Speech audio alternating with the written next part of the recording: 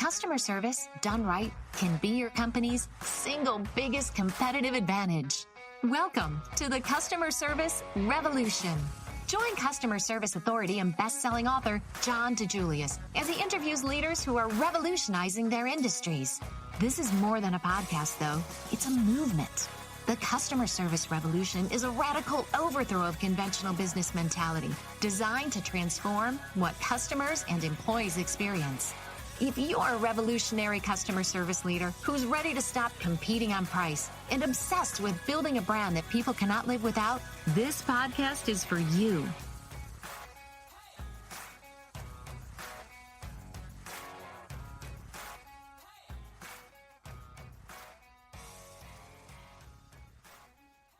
Hey, revolutionaries, welcome back to the Customer Service Revolution podcast. First, I want to start off thanking our listeners for your reviews. They really keep us motivated and updated on what you like to hear, and they help others find the podcast too. And I want to give a special shout out to Nikki Gelada-Brikacek of Gypsy Beans and Baking Company in Cleveland's Detroit Shoreway neighborhood. She shared with us how inspiring the podcast has been for her. Nikki opened her coffee shop and bakery before anyone believed in that neighborhood, and she and her friendly, service-focused team have been instrumental in creating and building community there. We also want to thank our listeners for their questions. They're what prompted today's episode, where we're going to put John on the hot seat. Many of you want to know about John's backstory and how he came to become known as the authority on customer service, working with world-class organizations around the world. Are you ready, John? I am. How are you, Denise? I'm doing great. How are you? Looks like you're in Florida. I am. I came and get a little sunshine this week. Good. I was there a couple of days ago. In Florida? Yeah. Weren't you just in Austin? Last week. And then Monday I was in Boca. So it was nice. I think it was 82, which was really nice. Yeah, it's beautiful I have here today. one of the, if I can flex here, I got a tough gig coming up tomorrow. I have, for the next 10 days, have to go to 4 different resorts in 4 Caribbean islands and work with them and be a mystery shopper. So, yeah. Oh, wow. That's a lot of work. I'm feeling bad for you. I know. I'm looking forward to Oh, it. really though. It's hard. I know, a lot of traveling. It's part of the gig though, isn't it? No, I'm looking forward to it. It'll be nice. Great. So John, I've known you for about 30 years now. Hard to believe. When I first met you, you were an employee, not a business owner, but even then I know you had an entrepreneurial spirit about you. Is that something you've always had? Yeah, I think so. I don't know if it's true, entrepreneurs are born, but I remember when I was in college, um, I literally lost sleep at night because I didn't know what I wanted to do. I knew I wanted to own my own business. And like literally would drive my friend Joe Panito crazy, telling him, I'm like, what is it going to be? And as you know, I played baseball in college. I loved baseball, loved sports, and just knew, my brain worked differently of like, I don't know if entrepreneurs make good employees, right? Because we question everything. And like by the article that came out this week that I wrote, which is going to be a couple weeks ago, outspoken employees aren't a bad thing. I was that outspoken employee that just would always say why, and you know, why do we have to do it that way? And it was both curiosity and learning. But anyway, I knew I just wanted to open my own business, but I didn't know what it would be.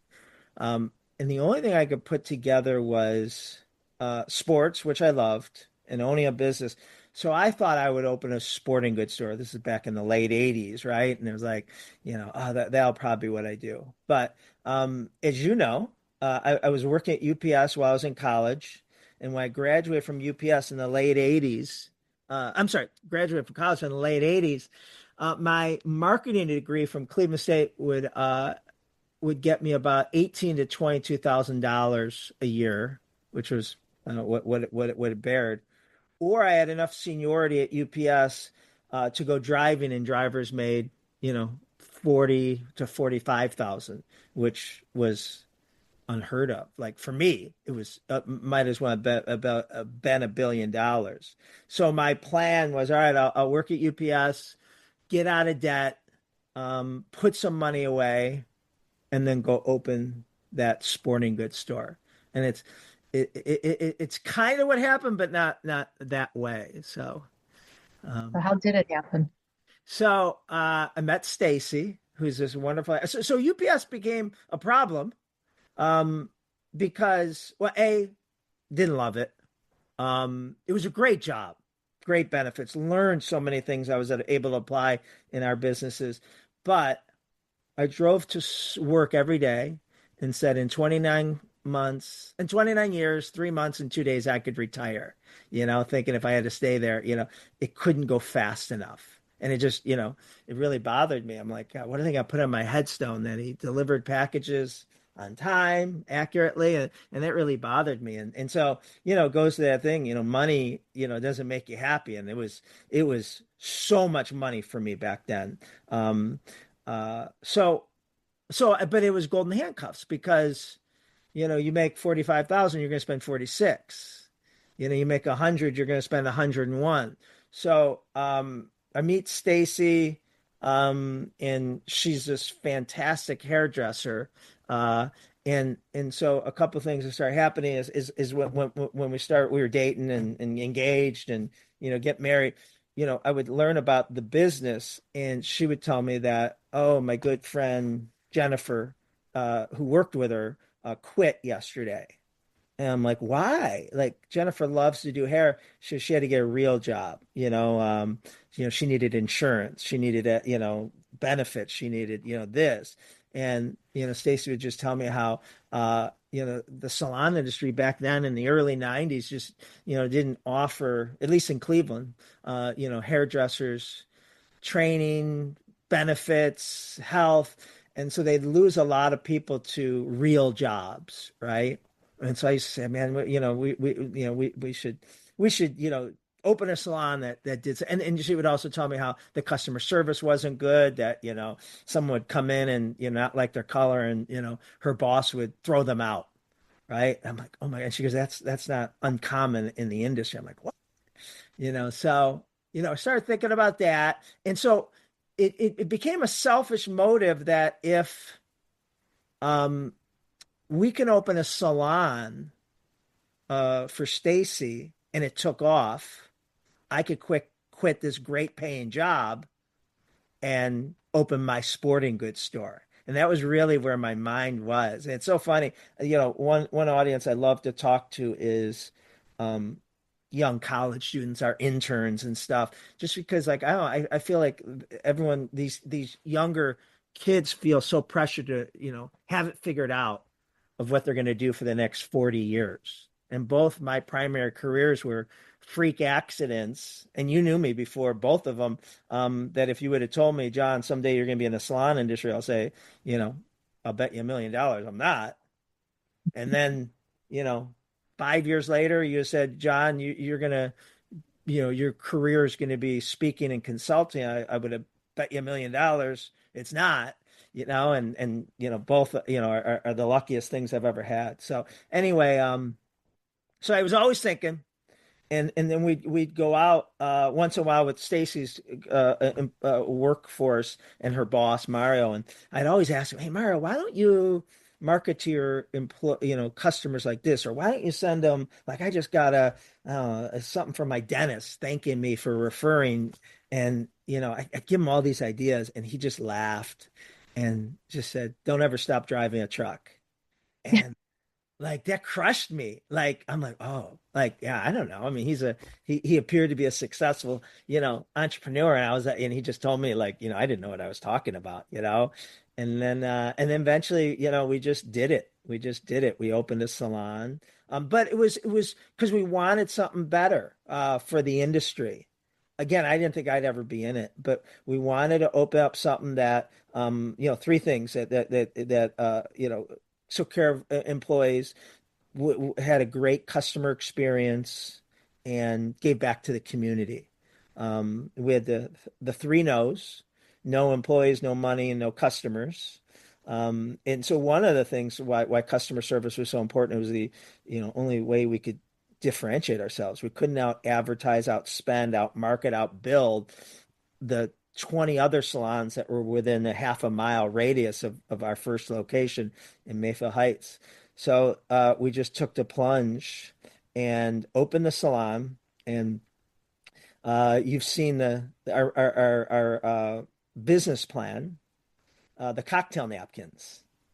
When me and Stacy would be out and we dating and engaged, and some of it I think I was just trying to impress her. I'm saying, oh yeah, well, we'll open a salon someday, and but we wrote these things and we still have them framed today of treat the customer really, really well and take care of the employees. And it wasn't the sexiest language, but it's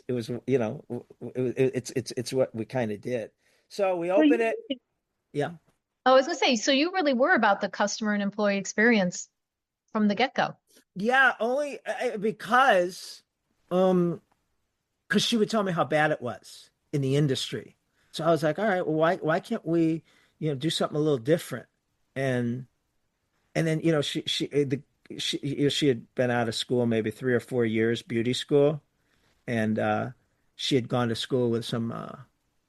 Obviously, she went to beauty school with other people, and her other friends now were like her, really good hairdressers at well-named salons in Cleveland at the time. And they all said, if any of us ever open a salon, let's, go, be together. So she called them and they said, yeah, absolutely. And so I thought, oh my God, we're gonna make $1 million the first week, right? I mean, like we have Stacy and these three other hairdressers that have a full clientele. I'm like, this is the greatest business model of all time. And then within a month, 5 weeks, this is 32 years ago, February 15th. Within Oh my gosh. a month or 4 or 5 weeks, the other three quit. They want nothing to do with our business plan, our cocktail napkins. And someone said in the beauty industry, I didn't know many people, but through Stacy, when they found out we were opening a salon, they said, "Why would you do that?" Like, what do you mean? Like, this is the greatest, blah, blah, blah. I tell them, how different we're going to be.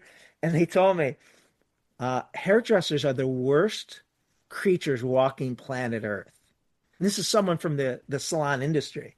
I'm like, oh my God, what a horrible person and what a horrible thought. And then I went through that, like my experiences, like these other hairdressers, the traditional hairdresser back in the early 90s, they'd come in late, hungover, very territorial. If a client would call up and say, can I get in with, so and so, and we'd say, well, she's booked until Thursday, or we have, so and so available now.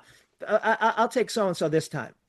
Well, then that hairdresser would see her client in someone else's chair and just cause a scene right there in the middle of the salon. And it was just like, oh my God, like, what are you doing? And they so we butted heads and had our philosophies and say, no, that's not the way it is. This is, we just make the client happy, and they wanted nothing to do with that. So one day when we walked in, the three didn't show up, and they quit. And I literally thought we were going to go out of business, within, immediately. So you weren't deterred though. Or Sure. were you? Yeah, sure. So that's where I made the mistake, not mistake. God, I can't believe I'm going to say mistake. The realization that, um, well, so I now I think that hairdressers are horrible human beings, like the person told me, and I had just experienced. And I want to know how we can get more Stacy's, right? Stacy was a great employee before she was a owner, meaning when she worked at her other salon, if she was going to be on vacation or she was booked, she'd say, "Listen, go to Carla. I'll tell how I do her. You'll love her. You'll really like her." Or if she didn't think she was right fit for you, she would recommend. Or if she had a cancellation, she would help someone else out. And that was what we thought we were going to get, and no one, the three we had experienced weren't like that. So we were like, how do we get other Stacys? So a couple things we did. One, no one did this in the industry. I don't know how many people do it today, 32 years later, but back then, no one. It was a catch 22 that you had to have a clientele and experience to get hired by a salon, right? Um, and how do you when you come out of beauty school, how do you get a clientele and experience if no one will hire you because you don't have? So that's when we did something totally different. We're like, all right, let's hire people out of beauty school with no experience. What we did with you, right? 27 years ago. I forget. I keep on forgetting. We just talked about this. Um, and train them our way, train them to be mini Stacys. And then people in the industry that, so-called experts said, now you're really going to go out of business because you're going to hire people with no experience that can't bring you in any money. So they're going to, be a non-revenue producing employee, and, you have to pay them, and they're not going to, generate any money. And we literally said we'd rather go out of business than compromise what we just experienced and have that. So we started doing that. And that's why I decided to go to beauty school. I still laugh that I'm saying that, because the logic was we had 4 chairs back then. And I said if 50% of the staff was me and Stacy, there was 50% I had to worry about not coming in hungover, stealing, all the experiences I either heard about or had just gone through. And we had Johnny at the time, and so I knew we wanted to have more kids. And I'm like, well, that's going to take Stacy out of the salon, temporarily. And if I'm not there, then we have no one there. So yeah, I kicking and screaming went into to beauty school. I didn't want to. It wasn't something I like fantasized about. I loved the business end. And then I went to beauty school and was Stacy's assistant for a year, and then eventually went on the floor. And then, but that uh, that strategy of taking people out of school really paid off. It took a while, but then when we started having, the Patty and Denise and the first few people go on the floor, Stacy had such an overflow and a waiting list that people just all gravitated to her assistance because they were so used to, dealing with them, that all of a sudden these people were growing and they were mini Stacys. I mean, that's when you came along a few years later, and the next door to us. So we had 900 square feet the first time. Then the place next door to us went out of business, so we knocked that wall down and went to 1,200 square foot.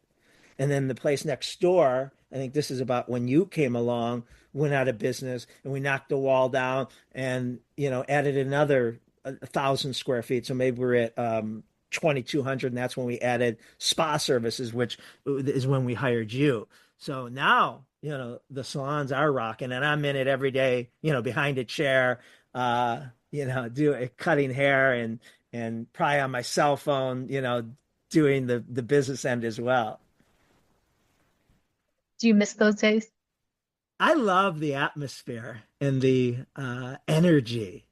Like my favorite day was a Saturday. Like it was just crazy, and just everyone just working together. But yeah, I didn't love doing hair, but I learned a lot, and it gave me more credibility with the staff because I didn't, if I just came and told you or a hairdresser, do it this way, how do I know? So, and I love the clients. That was really cool too.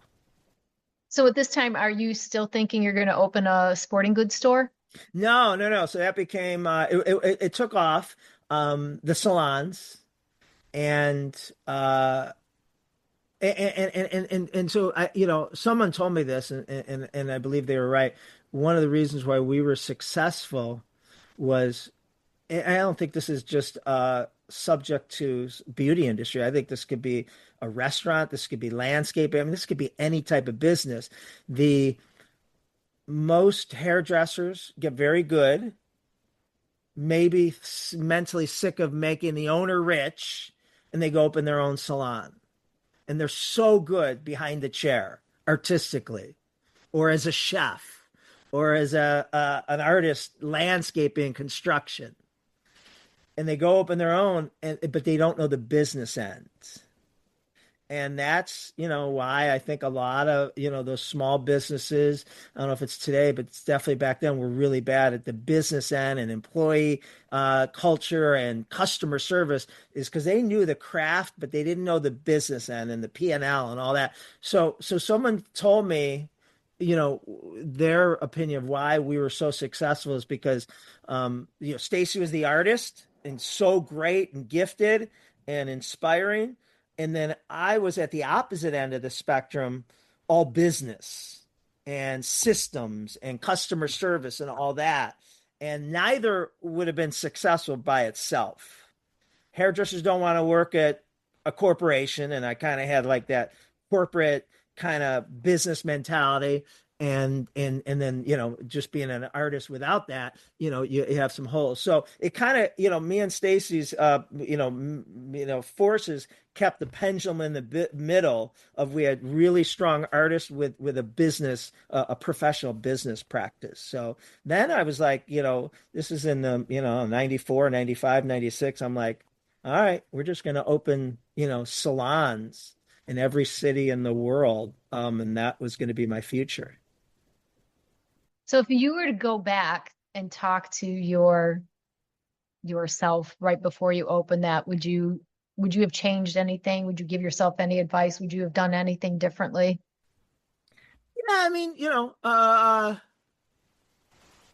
don't know. I mean, whenever I think of all the landmines we stepped on, sometimes you needed to. But yeah, making sure that we were always growing. And so I was never worried about being profitable, because I knew tomorrow was going to be busier than today. And today was busier than yesterday. Now that didn't last, but during those growth spurts.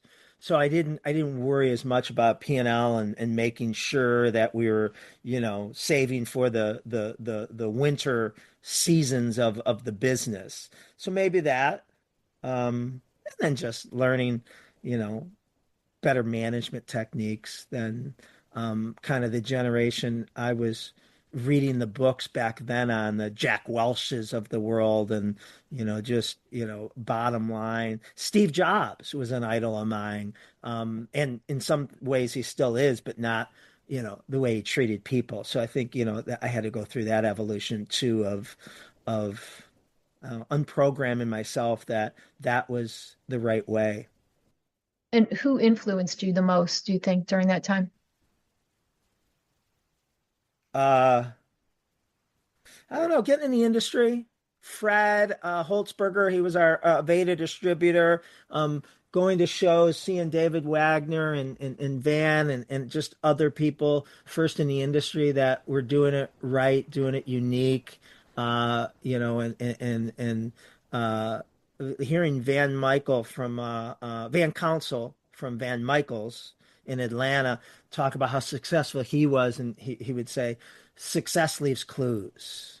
And you want to be successful, just find, whatever you want to be successful at. You want to be rich, hang around rich people, read the books they read, invest like they read, but you want to be skinny and hang around skinny people, eat what they eat, exercise, do what they do. It's not rocket science. And it was like, so I just started, trying to find, people that were where I wanted to be, and just did what they did.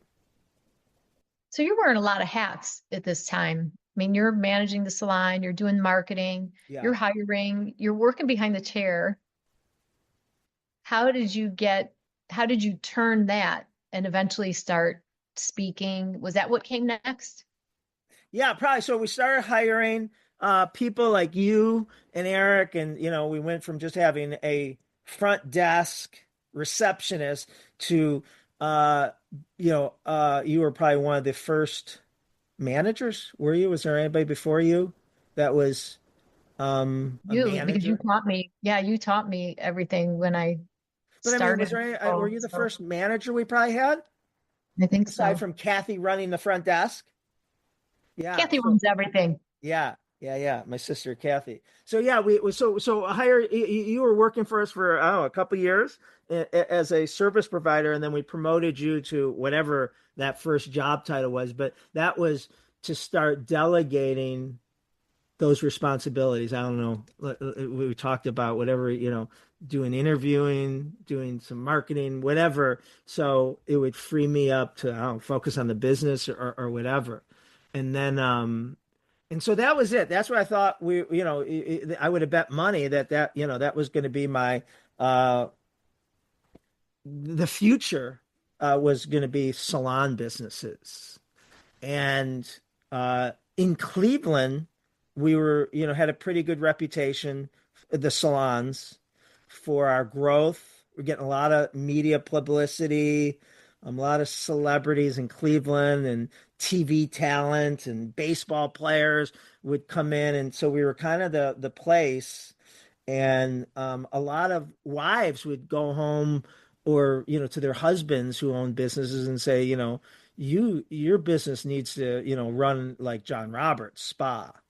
And so there was a buzz going on. So then people started inquiring if I would speak at the local chamber of commerce. And I was like, sure. And only with the intention of thinking it was a good marketing opportunity, that there'd be 100 or 200 business owners in there, and they would, if they weren't women, they'd, come in or buy their wives a gift certificate. And that was the only reason why I did it. And every time I did it, I'd get 2 or 3 business owners who would come up and ask if they could hire me to speak to their company. And I didn't even know that was a thing. And I was like, sure. And, probably went back to you and say, what do we do? What do we charge them? And then more on a national level, the salon industry started having me speak in the salon industry, but at their trade shows in Vegas, Orlando, Chicago, wherever that was. And You were so, creating a buzz there too, winning a yeah, lot of awards and yeah. And so, I really enjoyed it. I liked it. I didn't have a fear of speaking, even though I probably, was rough. But I certainly liked getting up in front of people and telling the story, as unpolished as I know I was. So, I remember being at some of the big shows, and they'd have the real speakers on main stage. The Jim Gilmore, or, Stephen Covey or Michael Gerber, or, whoever were at those shows. And, I would be a breakout room downstairs. You need a map and a flashlight to find, as it should be. But I would wait in line. Guy Kawasaki was another one. And I'd wait in line after these big speakers on main stage. And with everyone else, I'd say, hi, I'm a speaker too. I, did a breakout downstairs, and they couldn't have been nicer. Tom Peters, and they couldn't have been nicer. And, I said, I think I'm pretty good at this, but I just do it a few times a year, blah, blah, blah, or, half a dozen times a year. I think, and they just gave me advice, and they started telling me, you got to write a book. And so different things like that. So up till 2000 and up until through 2002, I was a salon owner that spoke a few times a year, half a dozen times, probably mostly in the beauty industry, and then locally. So I was a salon owner that spoke a little bit. And then my first book, Secret Service, came out January 2003. And overnight, but over that year, I went from a salon owner that spoke to a speaker that owned salons. And, my days were numbered of being involved in the salons. And that book just seemed to have blown up, and just started getting calls from real companies. Chick-fil-A, Starbucks, the Ritz-Carlton, Nordstrom's, Lexus. And, I was like, oh my God, like, what can I teach them? And that's probably, I forget, I know we talked about this in a previous episode. Around then, that's when you jumped from this just John Roberts Spa to the DiJulius Group to help grow that, or handle the growth, or whatever we want to call it. you make it sound like a lot of it was luck, but having been there, I remember how hard you worked during those times, and you were constantly creating, innovating. There were systems within the salon to ensure that the customer was treated right, to ensure that, we were training the way we should be. And you had documents, you created systems, processes, probably the beginning of the methodology that's used now that you used to, I think we sold them at that time, even like books, notebooks, binders to other salons, because Spreadsheet. everybody wanted to know, how did you do it? How was this happening? And you unselfishly gave these people your tools, what you were doing. Were you not afraid that someone was going to copy you, or I don't know, that they were your competition? I don't know. I didn't think about that. I mean, I wasn't worried about people stealing. I had enough hard enough time getting my employees to do it. You know? But yeah, I don't know. I don't know. I just it was just it was my beta test. And the funny thing, one of the many mistakes I made as I started going from salon owner to professional speaker outside of the beauty industry, and speaking at the National Restaurant Association and these really big formats that had Colin Powell and like these big headliners, is I started to try to back off my on my bio. I was slowly diminish that I own salons. I thought that would hurt my credibility. I thought if you were worked at IBM or wherever, you didn't want to go hear a salon owner speak. So I would start off with whatever I could. Maybe obviously when my first book came out, author of, or maybe best-selling author of Secret Service. So that helped my lack of bio, right? But I put other things, like I would make up like spoke at the same conference that Colin Powell did 3 years ago. Like anything I could get to just put in my resume or my bio or something. And then, I kept on like putting farther down as I got more things to put in my bio that I owned a salon, because I thought that would hurt my credibility, right? And it's to one point where I think I totally took it off. And, you know, but here was the mistake I was making. Every time someone hired me that saw me speak, that brought me in, the CEO would say, this guy's written a book on customer service. He's, whatever, spoken on the same, continent as Colin Powell or whatever, I was saying. They'd always say this thing that probably finally on the fifth time I heard a different CEO say this, I realized how stupid I was. They said the same thing every time. The real reason why we hired him to come in and speak at this conference to all you general managers, all you franchisees, is because he's not just going around telling people how to do it. He has his own salon business back in Cleveland, and he is doing it himself. He's just not theorizing like most speakers. And at first, the first time I heard that, I'm like, oh, that was nice that he said that. And then the second, and then by the fifth time I heard a CEO introduce me like that, I'm like, oh my God, what an idiot. I didn't realize. I thought, it was a bug, not a feature. And then I put that, I own successful salons back in prominently. So it's just silly things that you learn. So how did you manage to keep the salon going without you there? Was that all Stacy? Well, yeah. So Stacy, we were, had the, vision and energy inside the salon.